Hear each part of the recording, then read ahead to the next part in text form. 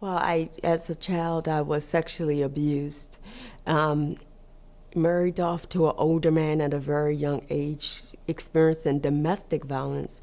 I was a victim of neglect and abandonment by my mother. So I was always treated like I was worthless. And this is how things supposed to be happen in my life. And I needed to find a way to cope with my reality. I mean, at age 9, I was experiencing sexuality that you're not even supposed to. You know, who do that to a 9-year-old? Moving into foster care, taken from foster care by my mom just so she can marry me off to an older man who beat me constantly. I needed to find a way to cope with that, or I would have killed myself. And I used drugs and alcohol to do it. Unfortunately for me, it introduced me to different public health systems.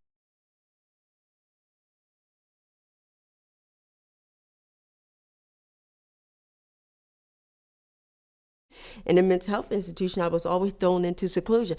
One of the worst things you can do to somebody that's a victim of neglect and abandonment. One of the worst things, because that's how I was always treated by my mother. And now you're going to do it? So when someone come with their trail medication or trail food, I smacked it out of my face, because the only thing I know to do is to tap into my survival mode, because no one has taught me to do anything different. No one has identified, addressed, or treat my trauma, so I do the only thing I know to do, and that is to tap into my survival mode. And my survival mode has always told me to fight, because I didn't know there was any other way. So I did what I had to do to cope, and sometimes somebody might got hit with the tray when I smacked it. So now they're calling a code and they're throwing me down to the ground, restraining me, a rape victim, holding me down and restraining me. Somebody that has been held down and raped multiple times, doing more harm, causing more trauma, but because my chart says that I'm a crazy crackhead, the stigma, that's what they go by. That's what they go by.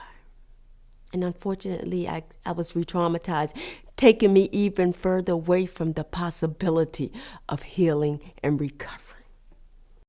I was a desperate child, still trying to tell somebody what happened to me. Still trying to find somebody safe enough to tell what happened to me. You know, we go to these facilities and they give us these tidbits of good information, but most of us have so much trauma packed so tightly, the bits and pieces of information can't get down there to get rooted. We got to get the stuff out of us so we can get the good stuff in us, so we can change our belief system, because once our belief system change, our thought process change, and we start to make the best decisions in our life. We can't do that if you still believe that we're a crazy crackhead. 2004, I was in prison with my daughter, and I was terrified I was about to lose another baby. I didn't know how I was going to do that. And they kept telling me about a program that addressed your trauma and help you with your addiction and your mental health. I say, well, I'm all those things, and I'm pregnant. And but you know what? I still didn't really have that. I didn't have high hopes. I did it because I wanted to keep my daughter.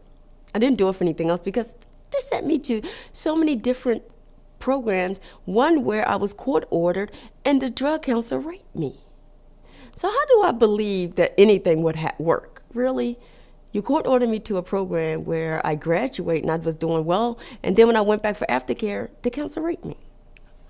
So I really didn't have high hopes after 19 years ago in and out of the systems that I could do better, but all I could see was me trying to keep my daughter. And when I walked through the doors of Tamar's Children, somebody said, I'm so glad you're here. After 19 years of people shaking their head in disgust at me and just saying, you're just a crazy crackhead, and hurting me over and over again, somebody told me they were glad to see me. And yes, they did. They dug deep and they worked with me one-on-one to help me to deal with what happened to me, not what was wrong with me, but what happened to me. And they did it right, and it was a one-stop shop, because understanding that I was homeless, they made sure I had a housing grant. They made sure somebody was attached to the housing grant that came out and visited me once a week to help helped me to create a budget and make sure that I was taking care of the property and my daughter. And I was okay with that. Some women say, oh, they all up in my business. I needed somebody to be up in my business. And they weren't judgmental. They understood and they helped me. Truly breaking the cycle, because that's what the real picture is about. Yeah, treat my trauma or, remove the stigma to keep me out of your system. Yes, love that. But did you know that doing that was going to break the cycle for my daughter? She would be able to be given what she was given as a result. So we look at a whole different path from here on out for my daughter and her kids and their kids. I got to understand that it's a lot to do with what happened to an individual and how people were raised up or trained up. And then I could understand my job is try to educate them to remove the stigma, to understand the impact that trauma has on the individual. So instead of taking it on that, oh, you guys are awful. Well, don't get me wrong, I tell them when they're awful, though. But I also know that where there's breath, there's hope. Where there's breath, there's hope. Everybody has room to get better. I'm a living proof of that.